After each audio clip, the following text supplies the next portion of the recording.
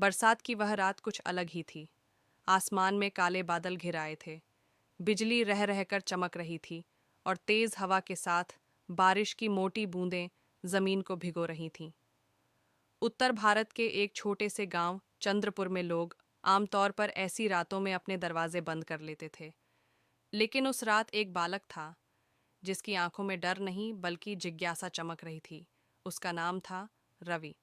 रवि 12 साल का था, होशियार और साहसी। गांव में अक्सर सुनी जाने वाली कहानियां उसे डराती नहीं थीं, बल्कि सवालों से भर देती थीं। खासकर वह रहस्य जो वर्षों से गांव वालों के बीच चर्चा का विषय था। बरसात की रातों में आने वाली अजीब आवाज़ें। कभी किसी के घर के पास से कराहने जैसी आवाज़ आती, तो कभी गांव के बाहर पुराने पीपल के पेड़ के पास से लोहे के टकराने की। लोग कहते थे कि वहाँ कोई भूत रहता है, कुछ मानते थे कि वह किसी पुराने पाप की आत्मा है। पर रवि का मन इन बातों को मानने को तैयार नहीं था। उस रात भी जब घड़ी ने ठीक 11 बजाए, रवि ने वही आवाज़ सुनी, घ्रर घ्रर, मानो जमीन के नीचे से कुछ हिल रहा हो। रवि ने चुपचाप अपनी चादर हटाई, टॉर्च उठाई और घर से बाहर निकल पड़ा। बारिश अब थोड़ी धीमी हो चुकी थी। कीचड़ भरी गलियों से गुजरते हुए वह गांव के बाहर पहुंचा, जहां पुराना पीपल का पेड़ खड़ा था। कहा जाता था कि यह पेड़ 100 साल से भी ज्यादा पुराना है। पीपल के नीचे एक उजड़ा हुआ कुआं था, जिसे वर्षों पहले बंद कर दिया गया था। रवि जैसे ही पास पहुंचा, आवाज फिर आई, इस बार साफ, किसी धातु के खिसकने की। रवि का दिल जोर जोर से धड़कने लगा, लेकिन उसने हिम्मत नहीं हारी। उसने टॉर्च की रोशनी कुएं की दीवार पर डाली। तभी उसकी नज़र एक डीले पत्थर पर पड़ी। वह पत्थर थोड़ा हिल रहा था। ज़रूर कुछ है, रवि ने खुद से कहा। उसने पूरी ताकत लगाकर पत्थर हटाया। अंदर एक संकरी सुरंग दिखाई दी। उसी पल बिजली चमकी और तेज गड़गड़ाहट हुई। कोई और होता तो भाग जाता, लेकिन रवि सुरंग में उतर गया। सुरंग के अंदर ठंडक थी और सीलन की गंध। कुछ दूर जाने पर उसे एक पुराना लकड़ी का दरवाज़ा मिला। दरवाज़ा बहुत कमज़ोर था। एक धक्का देते ही वह चरमरा कर खुल गया। अंदर का दृश्य देख रवि की आंखें फटी रह गईं।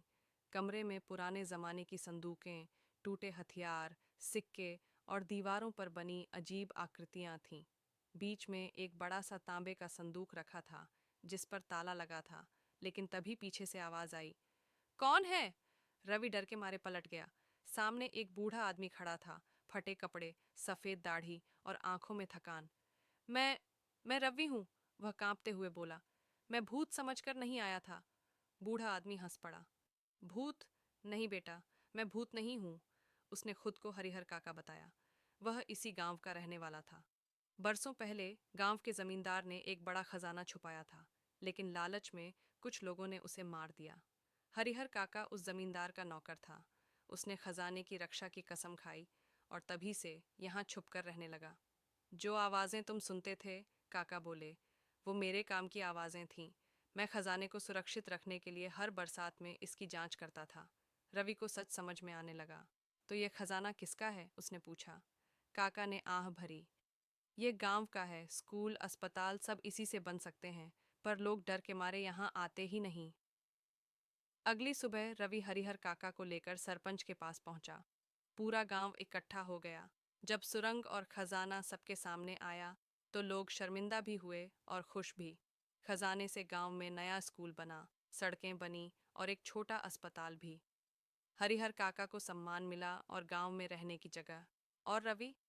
रवि उस दिन से गांव का सबसे बहादुर और समझदार बालक कहलाया। अब जब भी बरसात की रात आती, लोग डरते नहीं थे। वे जानते थे, हर रहस्य के पीछे डर नहीं, सच और हिम्मत छुपी होती है। और चंद्रपुर गांव की रहस्यमयी रात अब एक डरावनी कहानी नहीं, बल्कि साहस की मिसाल